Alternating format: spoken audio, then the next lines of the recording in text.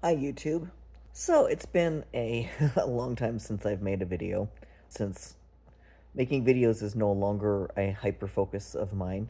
It was, which is why I used to make videos, and I didn't know I was autistic at the time, and I didn't realize it was a hyper focus, but yeah, it was.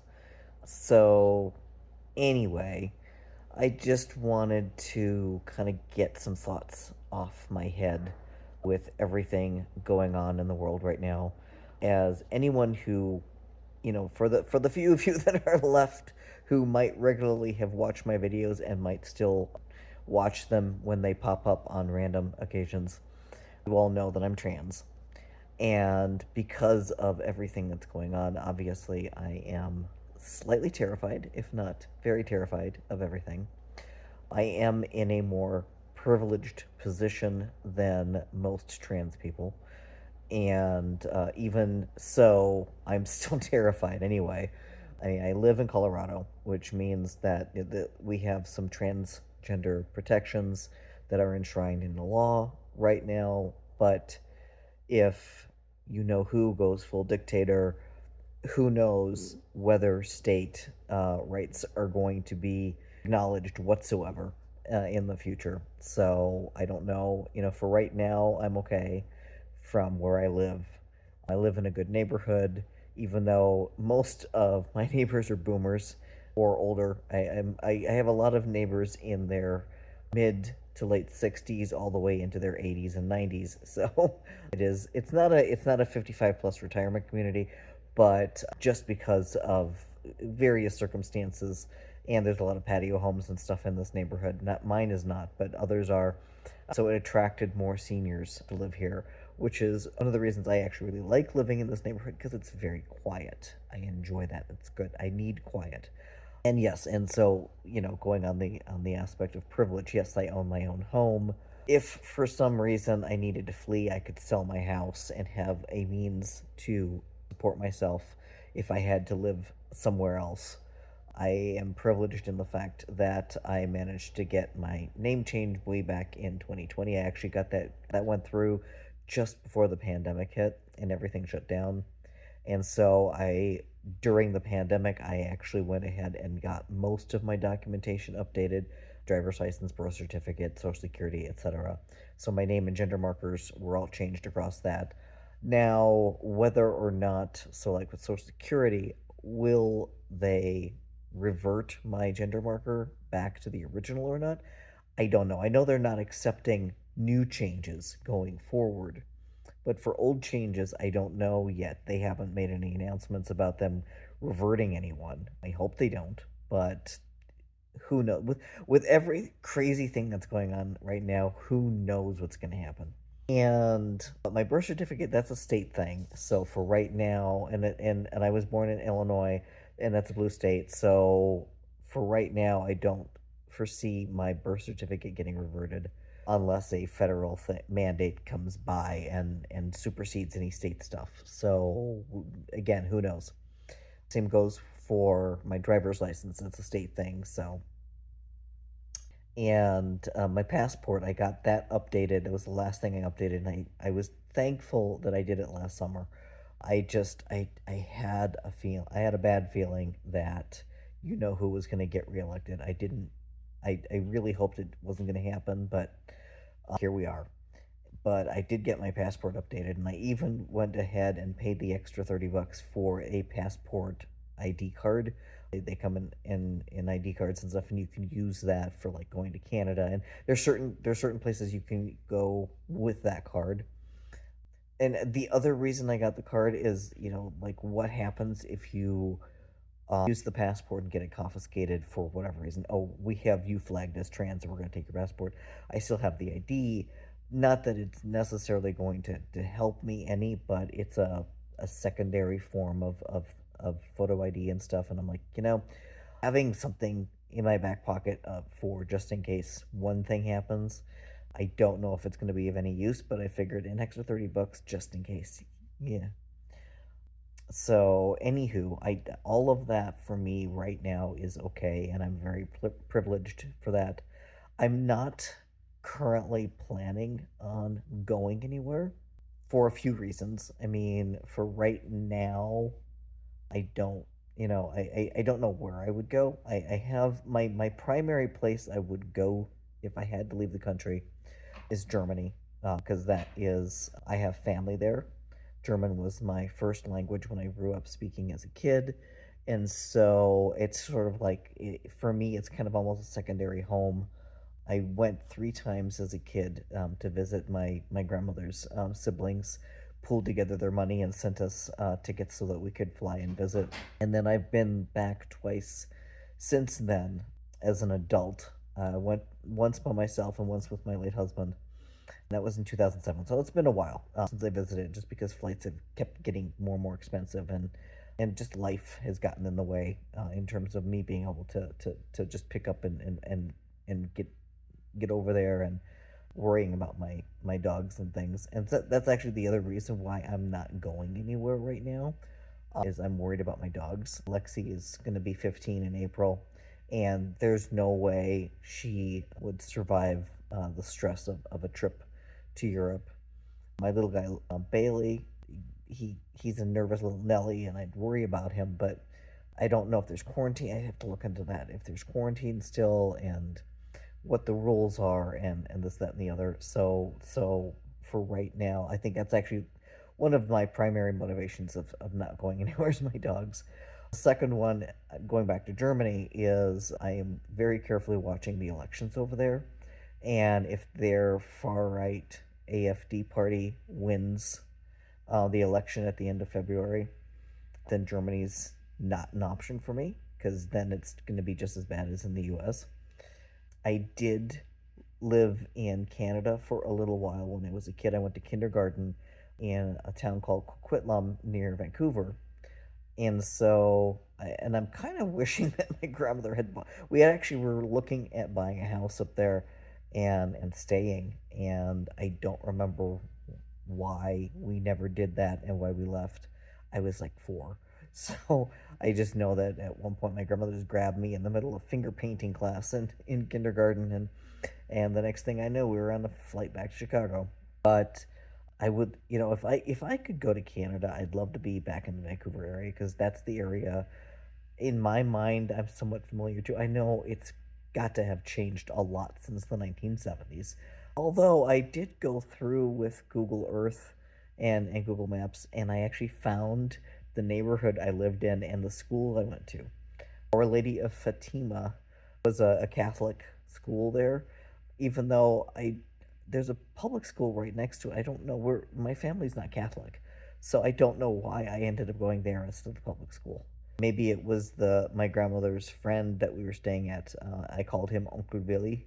I'm guessing Willie was short for William or something. I don't know, but that's what I called him. And we stayed with him, and maybe he was Catholic. I like I said, I was 4. I don't remember a lot, but I guess Canada would be another option, especially if they allow asylum seekers.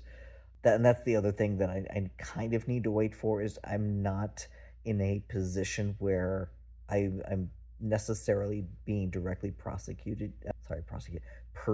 yet. I mean, there are increasing executive orders against trans people in this in the U.S.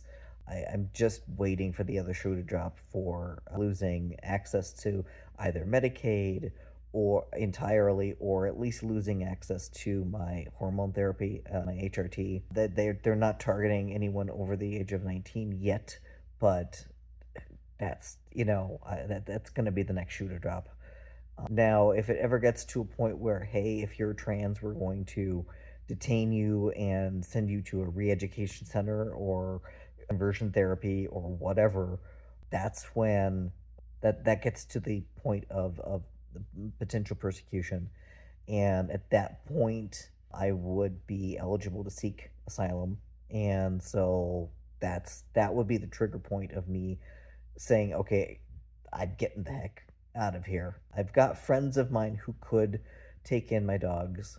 I am hoping that if worse comes to worse, I can get out before the government seizes any of my assets. And because then if they seized my house and all of my investments and savings, then I'm shit out of luck, basically, in terms of being able to take care of myself. And I'll have to throw myself on the mercy of wherever I end up in terms of support and stuff. So I'm hoping it doesn't come to that. I mean, that's worst case scenario, but every day we get closer and closer to, and it is worst case scenario for so many people right now, for immigrants and things. And if they try to make that birthright citizenship stuff retroactive, well, I'm an anchor baby, kind of. My mom had an expired green card, so technically she was not illegal. She was here on a green card, and my dad was here on a green card as well. Neither one of them were U.S. citizens. My dad was born in Warsaw, to a Polish mom and a Ukrainian dad, and my mom was born in Frankfurt, Germany, to a German mom and a Polish dad. And so, yeah, I am literally a birthright citizen, and if they decide, oh, we're gonna just revoke those, willy nilly, so there's another thing that could potentially, like, oh, you're trans and your birthright. Well, we'll so they could decide to conversion therapy people like me, or they could decide to deport. Who knows? I mean, the likelihood of the birthright thing happening it's less likely. I know it's just one of my worst case scenario conspiracy things going on in my head, like, well, if they're doing X, Y, and Z now, what could they do in the future? How much worse can it get? So yeah, at the end of the day, yes, I am worried. I am okay for now. I have thoughts and plans in terms of what I could do if I needed to get out. I am more privileged than most to be able to afford to do that at the moment, but who knows? Anyway, that's where I'm at right now. And in the midst of all this, of course, I've got medical issues. Something's going on with my gut. I don't know what. I just went for testing yesterday. Got to talk to the doctor. So, no real news on that front at the moment. But my back has just been getting increasingly worse. We've tried steroid injections for my lower back, and they're not doing anything. So the pain management doctor I'm seeing is going to have me get something. They're calling it's an ablation, because I've got stenosis, cervical, not cervical. Anyway, it's called stenosis in the spine, spinal stenosis. And so the next thing is, yeah, it's called an ablation, and they're going to basically cauterize the nerve endings to see if that will help with the pain in my lower back so that I can get mobile again. I mean, in general, I'm okay most of the time. I can move around the house. I can do things, but I can't take long walks. If I go much beyond a quarter mile, it gets really bad. And if I'm like just futzing around the house, I'm trying to empty the dishwasher, I'm trying to sweep the floor, whatever, my back locks up, and it's really bad. And the steroid injection didn't really help for either of those things. So that's where the ablation comes in. But then my neck, which is apparently the cervical spine here, is the larger issue because the stenosis is more severe. And long story short, I had something happen to me a couple years because I've had the neck pain like forever, and I accidentally fell down the stairs, hit a wall, and it temporarily fixed the pain. Although I've been told by my doctor, please don't do that again, because that could, the because of the stenosis is so bad, it could sever the spinal cord, and that would be really bad. So let's not do that. But the pain's been really bad. It's come back a few weeks ago. And so we're going to try the steroid injection in the neck and see if that helps the neck at all. I mean, it didn't help the lower back, but the lower back is more load bearing and stuff. So, maybe the neck will respond better than the lower back. I don't know. But that's where I'm at with that. So I'm dealing with all of that right now, and worried that I'm going to lose my Medicaid coverage because of everything going on. And I'm hoping, so for right now, it's fine. And obviously, from the federal perspective is where we're worried about, even though Colorado's got a pretty good Medicaid program in state and stuff. So maybe if we lose the federal funding, Medicaid won't be able to cover everything, but maybe they'll cover like 80% or something. I don't know what's going to happen. I don't know if I'll lose Medicaid entirely, or if I can only get the coverage from the state. Actually, because I am a single individual without kids, I think 90% of all my coverage comes from federal, and the state would have to step in and help with that or cancel my coverage. I honestly don't know what's going to happen, but I'm going to try and get as much medical stuff taken care of as I can before all of that gets thrown out the window. So yeah, that's a lot of fun, isn't it? Yeah, just joys of getting older on top of living in the middle of the freaking apocalypse. Anyway, I hope all of you who are watching are doing well, or at least better than I am, or at the very least better than most. I mean, we're all terrified here. I feel really bad about all the immigrants that are getting rounded up. It's it's a nightmare out there. It shouldn't be happening, but here we are. But I hope you're all well, and maybe I'll check in again at some point. Until then, take care. Bye.